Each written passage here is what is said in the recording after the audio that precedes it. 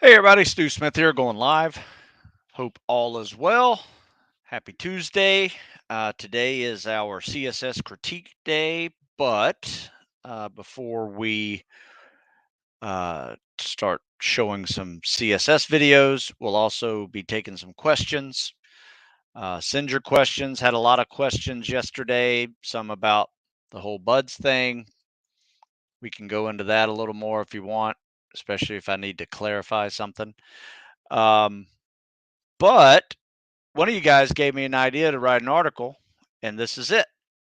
It was a comment about just getting in better shape for swimming, um, for things like over unders and things like that. And this is just a good article that encompasses several issues that people have when they start swimming, even though they may be a great runner and be in great running shape, they may not be in swimming shape. So, very similar to the article that I wrote called Dude, You're Not in Swimming Shape. Um, this is similar to that one, just a little bit different, and just talks about some of the conditioning ideas that you can use whenever you are trying to go from a non swimmer to pass military style swimming programs. Now, here's the neat thing about being a tactical athlete is you don't have to be a world class competitive swimmer to do military swimming training. You need to be good. You need to be good at treading. You need to be good at underwater swims and other pool skills. You need to be good at swimming underwater too. You don't need to be a world class runner or marathoner or sprinter. You just need to be good at running. And you don't need to be a world class power lifter. You just need to have some foundation of strength in your history of athletics that enables you to be just a little more durable. And that is the thing. You just need to be good at everything, not particularly great at any one thing. Because great would be running a 4 mile timed run in what, 20 minutes, insane. Um, Great would be swimming up 500 in 4.5 minutes. Right? I mean, it's not necessary, right? And if you're spending too much time focusing on being great at something, chances are you are not preparing for the weakness that you are skipping, right? You just are spending too much time running, you're spending too much time swimming to be great at running and swimming, and you're going to get crushed under a boat and log. Or you're spending too much time lifting and you're going to suck at running. Right? You got to spread it out, right? And that's why, the seasonal method works really well for me as well as my athletes that I train. In fact, it is hot off the press, seasonal tactical fitness fall transition training, mix of cals, cardio, and weights. And what we did today, in fact, yesterday, we did a test for upper body, just PT scores, just to see where our scores were, as well as, PST scores were, as well as some weighted activities like weighted pull ups, bench press. We did some overhead stuff too, but it wasn't really max rep stuff. It was more, or max weight, it was more max rep, like 50-pound push presses. How many of those can you do? That's a great Marine Corps test as well. They do it with ammo cans for a 2-minute test. That's a good one to test your shoulder muscle stamina. And then today we did deadlift, we did squats, we practiced some hang clean front squat technique stuff. We rucked, we planked, and we ran. It was a good day. Most of our guys were somewhere between that 1.5 and 2.0 body weight lift on their squats and deadlifts, which is really kind of where we need to be. There's a few that were a little under that we need to work with, but pretty much, for most of the folks that are going into this lift cycle, we probably don't really need to lift that crazy because they're strong enough, and we'll probably wind up, focusing more on technique stuff, um, making those lifts a little more efficient, and not necessarily trying to go heavier. Because we had a dude that's under 200 pounds, deadlift 400. That's plenty, right? That's plenty. You don't need to do more than that. Um, I was able, like 5 rep max, I think it was like 330, 345. Can't remember. We ran out of weight to put on the bar when we started squatting. Um, so I felt good with that. Weighed 200 pounds, a little bit close to 1.75 my body weight for reps. Pretty happy with that. Didn't hurt. That's even better. So, what is strong enough? What is fast enough? Those are the questions that a lot of us ask in this training process. And, it's a logical question.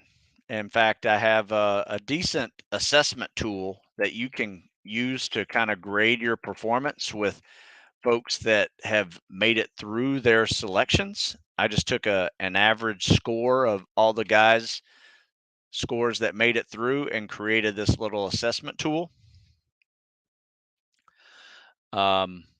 So check that out, see where you rank on there.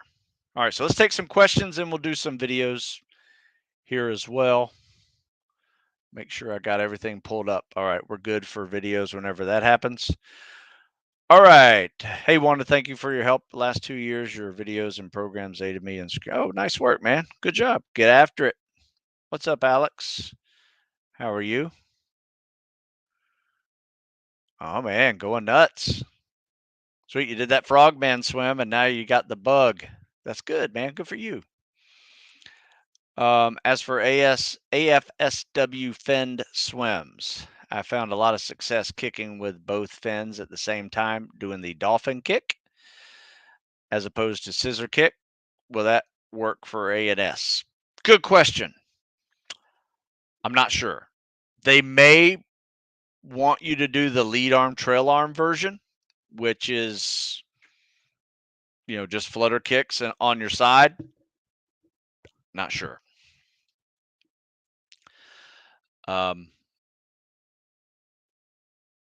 But it's a good skill to have, especially in open water. If you need a break from scissor kicks, go into the dolphin kicks. Jake mentioned SOAS screener taking place in October this year. Do you know what requirements are to attend? Well, I will tell you this. SOAS just happened all of the summer. So there were 3 blocks of about 75 guys going through SOAS. So SOAS is over for this year. Now, they'll find out the answers for their SOAS selection or not in October. Maybe that was the confusing part. Now, they may have a special SOAS for fleet guys, but I don't think so. They did one year, but I don't think they're doing that this year. I have not heard that. Maybe he's read in more than I am, but to my knowledge, I think SOAS is done for 2022. What kind of boots do they wear in Army and Marines? Good question. I know what they used to wear. I'm not sure if they still wear them now. So I've seen them. I just don't know what the names of them are. So might want to ask an Army or a Marine guy that question. Rimois, how are you?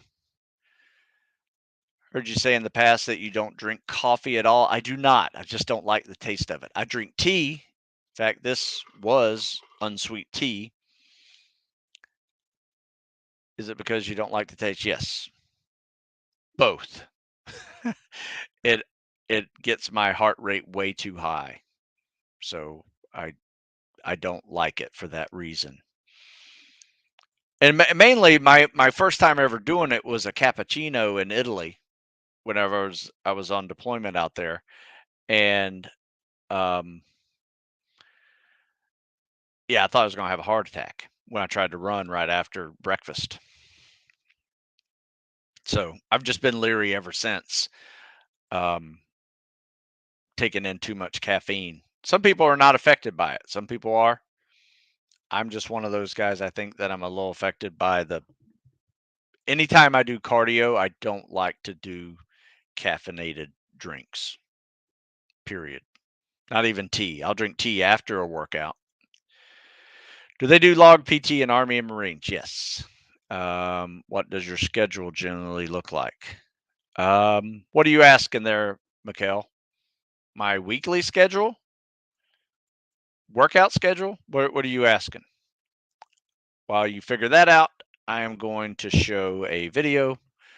In fact, this is a little bit different video. This is not even a CSS critique. This is a critique on drown proofing. So we simulate hands tied together and our feet tied together. We don't tie them together. Probably the pool wouldn't let us do it anyway, so we don't even try to challenge that fact. And we just practice one of the techniques of traveling with your hands and feet together. So basically, all you can do is dolphin kick, and you can't use your arms. So this is a method to do it. It's not the only method. Some guys do it on their side. I've seen some guys do it on their back. Um, and I usually go in like a 1, 2, 3 dolphin kick, come up to breathe. 1, 2, 3, come up to breathe. Just a That's just a way to do it. That doesn't have to be the way to do it. It's just a way to do it. And during the drown proofing test at Budge, you got to do this for 100 yards. And then when you get back, you have to bob and catch your breath with some bobs and get ready for the next event, which is either front flip, back flip, or it's dive, pick up your mask. I can't remember the exact order. Doesn't really matter. Still get to bob and do something else after that travel. Saw your feature on One's Ready podcast, and it had me thinking, do you have any personal anecdotes with working with CCTs, PJs during your time as SEALs? You know what? I do not. Um, Other than just meeting some, I never really worked with any when I was in the Navy. You know, we would meet up and chat and talk shop, but never worked with any PJs or CCTs when I was in. Typically, we did some stuff with the Marines, and then we did a lot of foreign bilateral training, like SBS, the French frogmen, Italian frogmen, Spanish frogmen. Um, New Zealand, Australian. But no, I haven't. Unfortunately, I have not worked with any. But I do know some. And I've trained some, but I cannot say I've worked with any personally.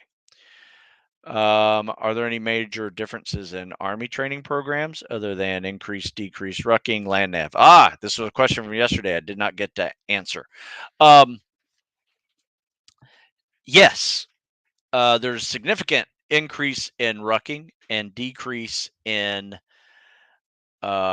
swimming in my programs, but as well as the guys I train here locally, we usually go hit the pool after the land portion of our workout, running, swimming, or running, lifting, calisthenics, rucking.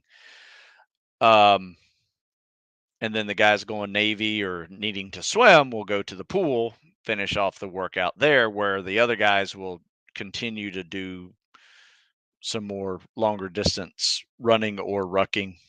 Maybe they'll practice, some more leg activity on leg day, things like that. But yes, that's the major difference is if you're going to be doing more rucking and wearing a ruck all the time, you should be rucking more in your preparation and let's face it, you don't need to swim much. Now, where it becomes difficult, I would say, for the most part, is the recon guys because they will run, they will ruck, they will swim, they will scuba dive.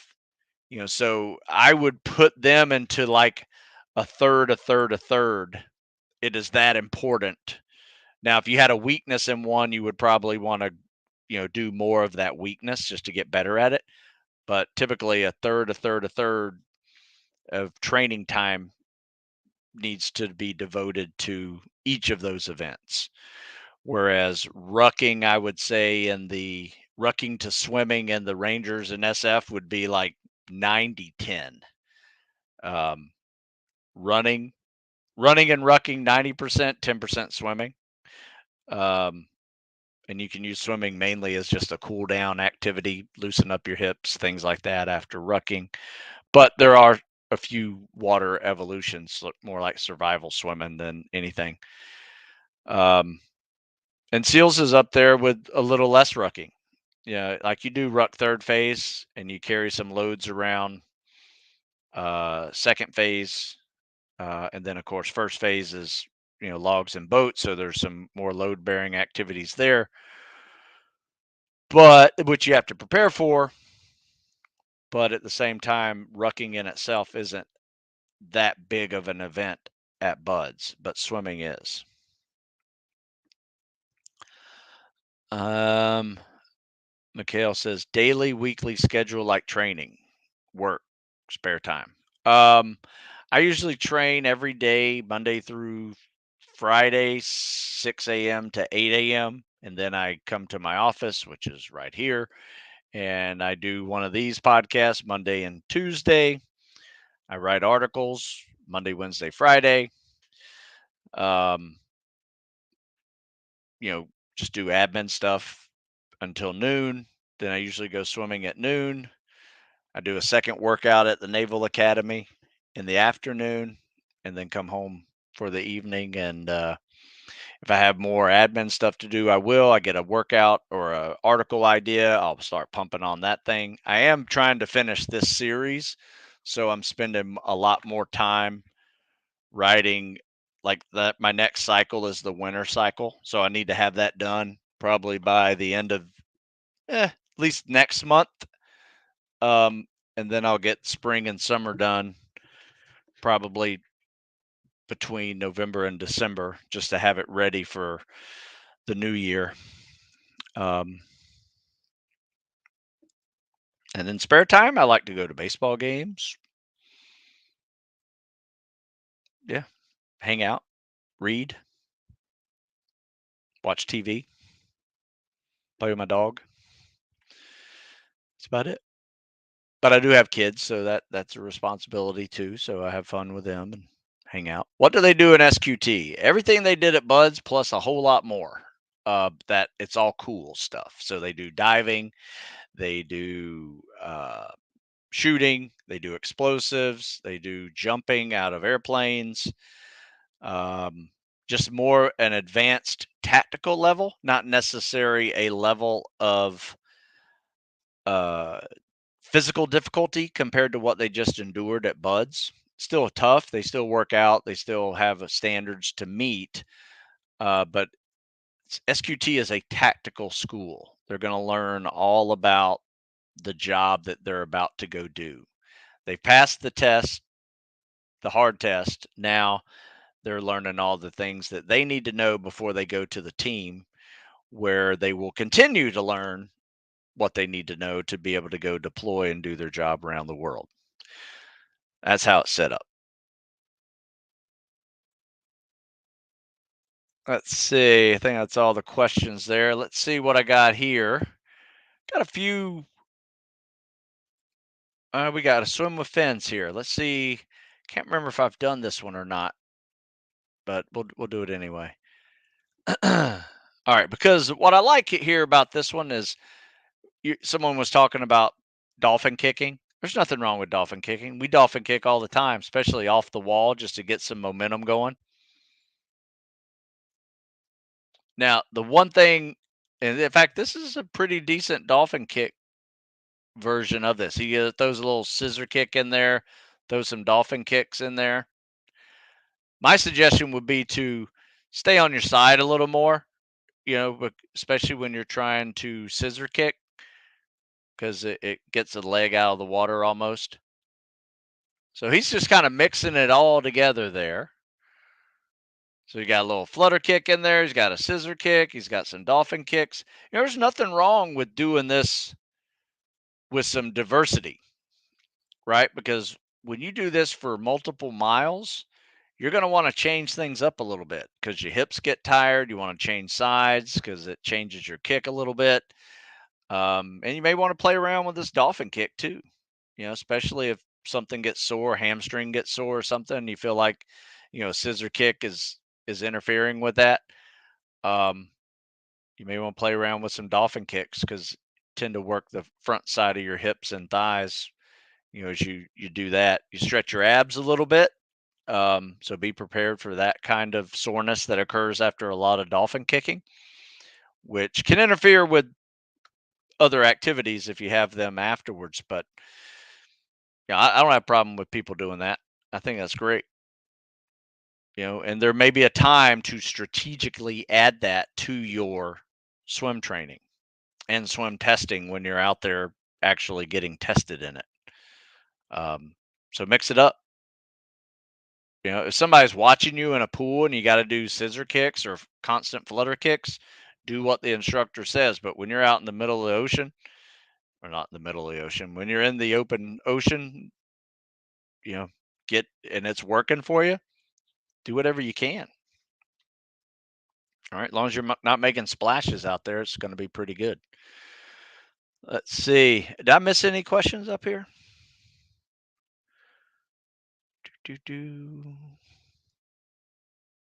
Oh, okay. When do we start the winter cycle? Well, we haven't even started the fall cycle yet.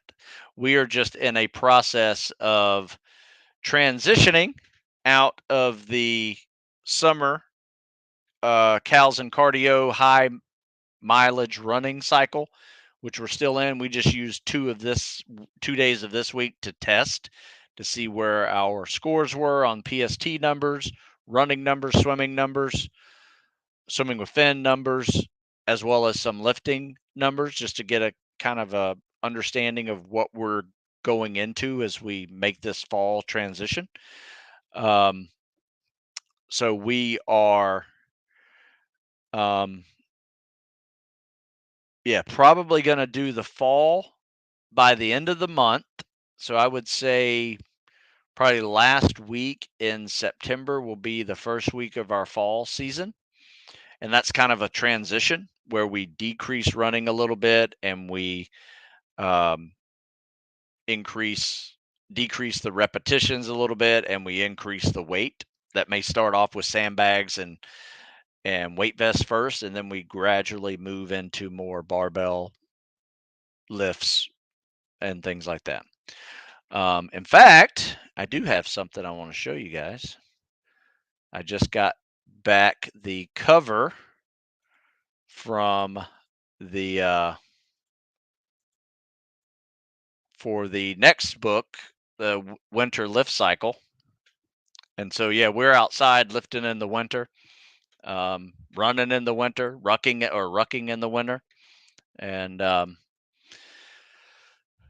yeah, so winter lift cycle, build strength, maintain endurance. So we try to maintain some endurance while we're lifting, but it's not trying to gain endurance while we're lifting. That's the big difference of this. And in the fall, it's making that transition into it, trying to make the runs a little faster, the reps a little heavier, and transition into the actual winter cycle, which will probably be probably going to be after the holidays. Like we'll probably start it in late December. Um, we've started it before as early as Thanksgiving. But be honest with you, we were kind of burned out by early February that we probably needed to started a little bit later. So this year we're going to try, starting in late December and then going throughout, January, February into late March, and then making that transition from March in the spring to the spring transition to where we're decreasing the weight, adding a running progression, and building up to our summer peak. So that's the cycle. That's the method that we go year after year, just so we can get good at everything and not completely burn out on any particular activity, um, or overuse. What are service weathermen? Well, we do have meteorological guys in there, but Air Force used to have a job that were like spec ops weather guy. I didn't really understand what that was.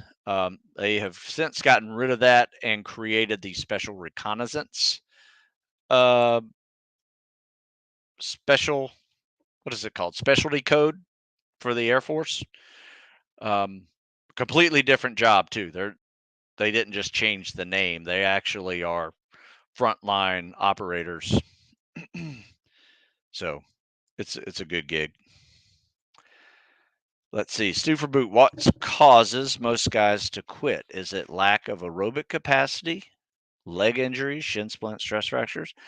Because they didn't have a solid running base. For boats. Good question. I think it's a little bit of both. I think it might be running with a load, you know, or fast rucking, on soft sand may have been a good idea during your programming before you started, just to be used to that kind of activity. Sometimes it's the load itself, not necessarily the aerobic activity of it or anaerobic activity of it. So it's a mix. It could be a mix of guy plenty strong enough, but he's not fast enough, and it could be a guy who's fast enough, he's just not strong enough. So the spectrum when they get out there is all over the place, and unfortunately, most of this attrition that we talk about is really from 18-year-olds, just kids that are underdeveloped, not ready as a whole. There are always unicorns of a few 18-year-olds making it through, but typically the attrition rate is an 18-year-old kid who thinks he's ready and he's not. Period. So, and that really has very little to do with the training itself. Training itself has always been hard. Just people show up underprepared. So that's why there's historically an 80% attrition rate year after year after year throughout the process of creating buds. Now, this most recent, thing that happened, when there was like 95% attrition rate, completely unsustainable. And when people start talking about the only way you're going to get through is using PEDs, then there's a problem, right? That is not a sustainable program for any type of spec ops training. It's not creating what you really want. If you have to use PEDs to get through, you're really cheating yourself in the whole process. What are you going to do when it gets really serious and you can't cheat your way through it? So anyway, I got a whole bunch of opinions on that whole process. Anybody that says they need PEDs to get through buds is crazy. You don't need it.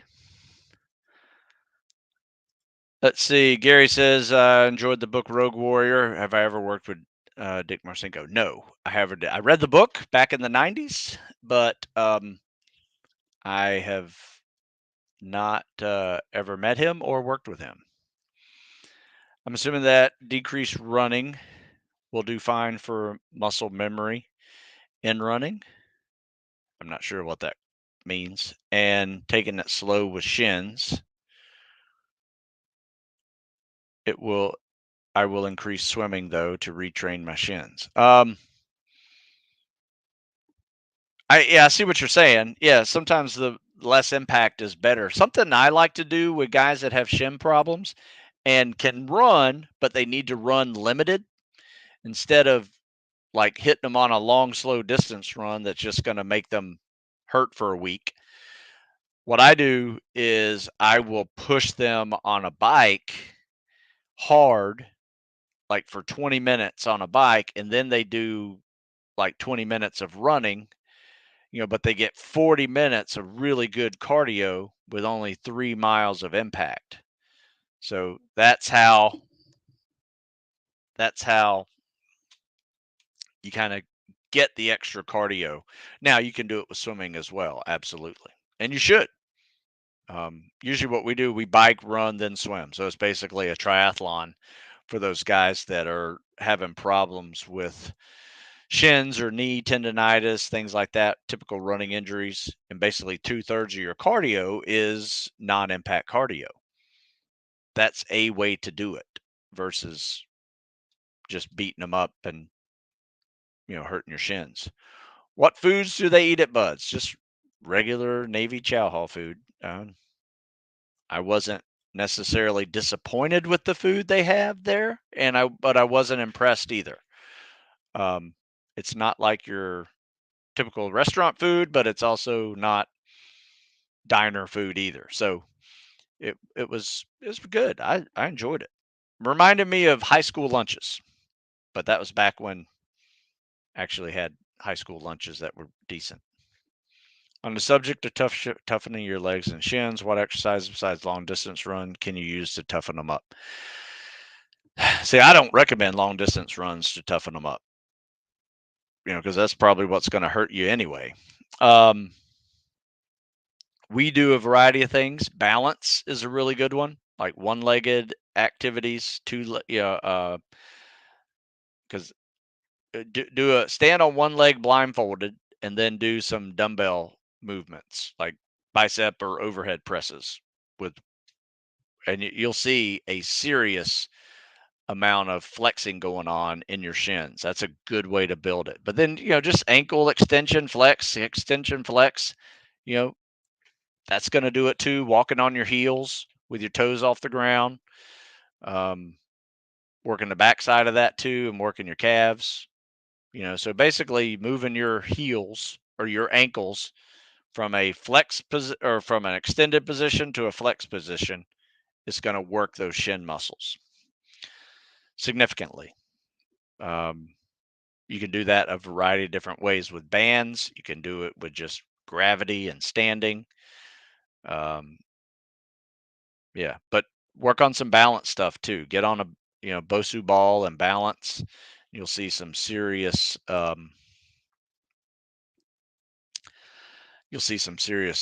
blood flow to that region. What's your opinion on PEDs after Spec Ops training, like active duty? I have the same opinion as you do during selection, but I could see positive during active duty. Absolutely. Um, Sometimes that happens, especially when you have a high op tempo and all the guys are burned out and overtraining. Basically, have all the symptoms of overtraining, like very low testosterone, all that, and you there are guys that have the testosterone levels of a 60-year-old that are in their 20s because they're just working so hard, especially when there was, a 20-year war and every deployment cycle was, a combat zone. Um, so yeah, I mean, it's not uncommon to see that, but it's a big difference whenever you have a doctor prescribing it to you and doing it that way versus, you know, buying it somewhere and then doing it in a parking lot with yourself. That's just asking for trouble. Did you or your guys participate in 9/11 step challenge this year? No, we did something else. And it wasn't physical. We did a 9/11 um well, on 9/11 we did a public service project type thing. The reason my message made no sense was because it's a two-part message. You missed the first one, though. Got it.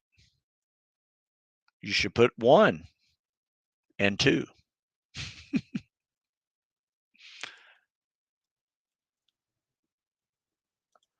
Looking forward to the winter cycle. Let's see. I had to pause running for a little bit because of shin splints. I'm starting my military career February, so it's 3 months prior. I see you did a 1 of 2 there. Good job. Yeah, I didn't even see that first one. Must have popped up there too quickly. Um, yeah, I hope I answered it the second time.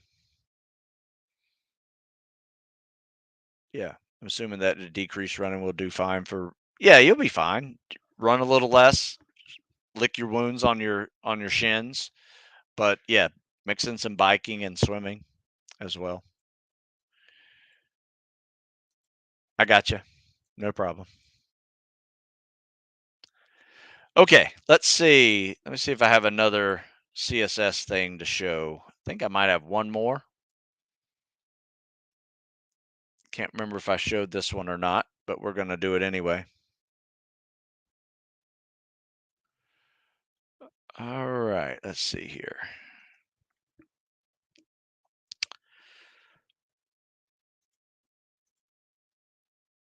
Okay, here is a CSS.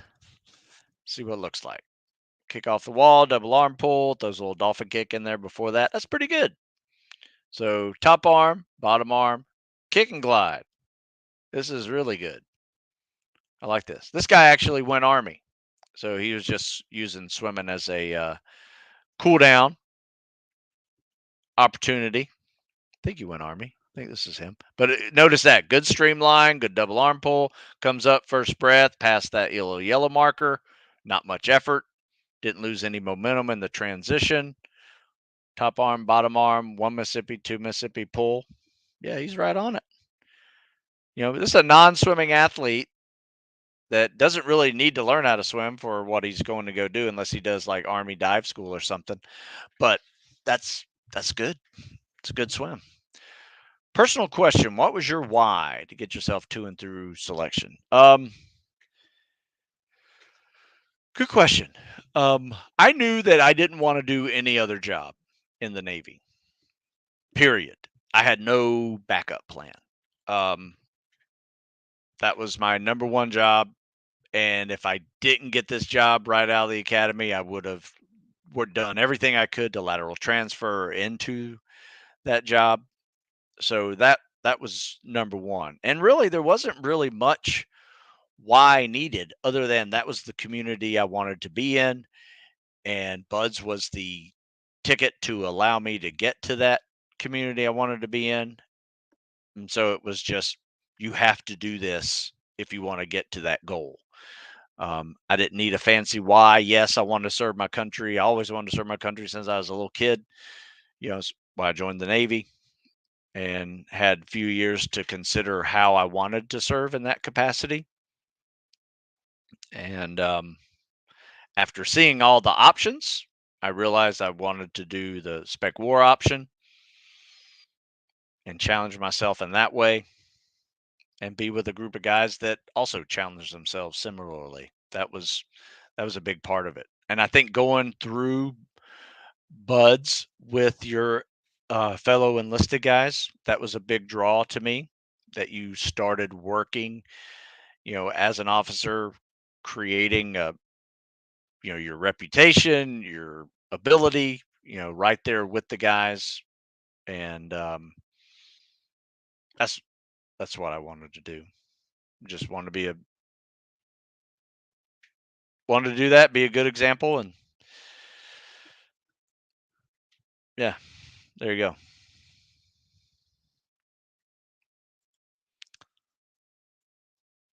How's my fantasy football team? Yeah, I don't really do fantasy football. Never got into it. I like to watch football, but I've never wanted to be a fantasy coach.